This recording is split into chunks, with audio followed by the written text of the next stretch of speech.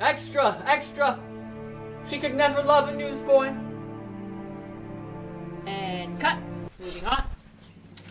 We've got some big news for content creators, like some of the biggest news since the 70s. You know that thing called copyright that governs ownership of creative works? Well, it's about to get a little update. Copyright ownership only lasts so long. For example, as of the date of this video, December of 2018, any creative work published before 1923 is considered in the public domain and has no copyright protection. But this January, for the first time since the 1970s, the public domain is expanding, and we want to celebrate.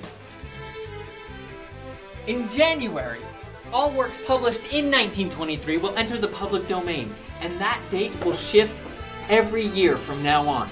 So we're holding a public domain 48-hour film festival for BYU students. And you could win a GoPro and a Karma drone. We've curated a list of stories and music published in 1923 that will enter the public domain on January 1st of 2019.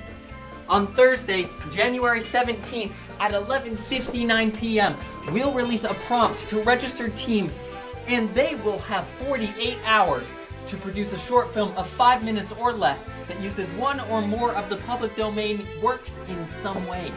On January 24th, we'll screen the finalists, and a panel of judges will determine a winner based on quality, creativity, and use of the public materials. The BYU Public Domain Film Festival. Expand your repertoire. Ready, action. I told you those newsboys were no good, but did you listen? No, you didn't.